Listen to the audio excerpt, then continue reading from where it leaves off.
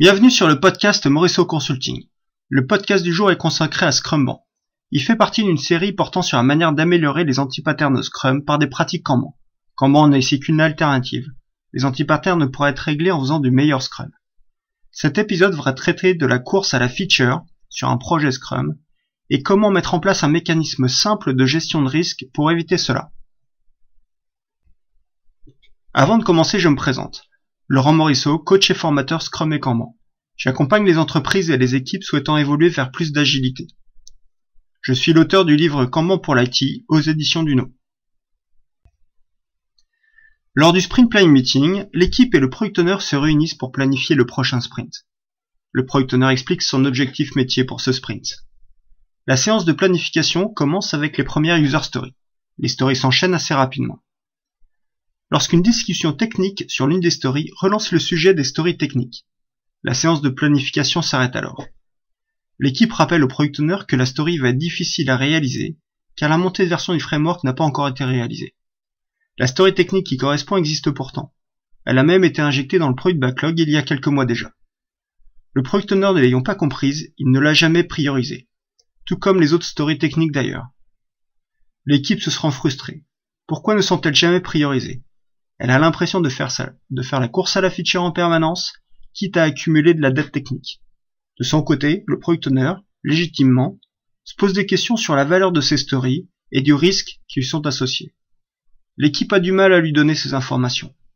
Nous sommes donc dans un dialogue de sourds entre le Product Owner et l'équipe. Moralité, les stories techniques sont systématiquement dépriorisées pour l'instant. Le problème de cette course à la feature est que cela a une incidence sur la vélocité de l'équipe. Doucement mais sûrement, la vélocité diminue. Et ça, l'équipe n'y peut rien. On priorise des fonctionnalités plutôt que du désendettement. Forcément, il arrive un moment où la dette commence à se faire ressentir. Pas immédiatement, mais à moyen terme, c'est le cas. La difficulté pour le Product Owner est donc de maximiser le court terme avec un ROI sur les stories et d'anticiper les risques à moyen terme qu'il ne comprend ou ne maîtrise généralement que très peu. Après, cela devient une question de confiance entre le Product Owner et l'équipe pour les choix de ces stories. Quelles sont les solutions avec Scrumban ? Nous n'allons pas faire une utilisation directe des limites Kanban cette fois, mais une utilisation indirecte. Et nous allons mettre en œuvre un mécanisme de capacité basé sur ces limites. Considérons ici que la limite soit de 10 stories. Cela veut dire que 10 cartes maximum sont présentes à un instant donné sur le tableau de tâches.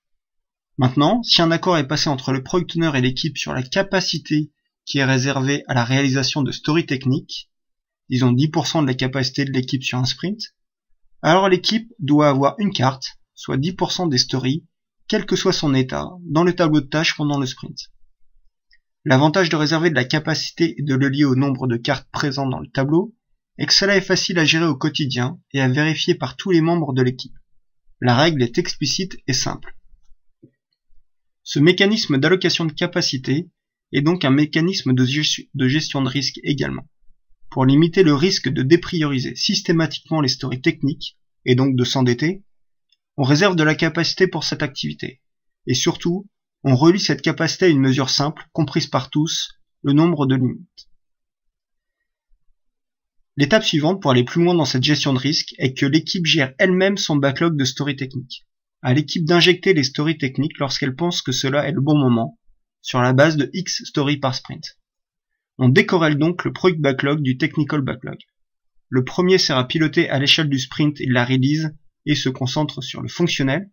Le second sert à anticiper le produit à moyen terme en se concentrant sur l'aspect plus technique. L'échelle de temps n'est généralement pas la même. Ce mécanisme simple est facilement accepté par l'équipe et il permet de décentraliser la prise d'informations et donc d'impliquer encore un peu plus l'équipe dans le projet et le produit réalisé. Quels sont donc les effets attendus de l'introduction de quelques pratiques Kanban dans ce contexte Scrum ? D'abord d'éviter la dette technique en permettant de reprioriser les stories techniques. Mais également et surtout de donner une responsabilité supplémentaire à l'équipe pour une plus grande implication. Et enfin d'anticiper les problèmes à moyen terme sur les produits. Les concepts Kanban que l'on vient de voir sont d'avoir des règles explicites et simples pour réguler le travail, d'avoir un mécanisme d'allocation de capacité par type de travail reposant sur le nombre de cartes Kanban dans le système, et que ce mécanisme d'allocation devienne un mécanisme de gestion de risque décentralisé pour l'équipe.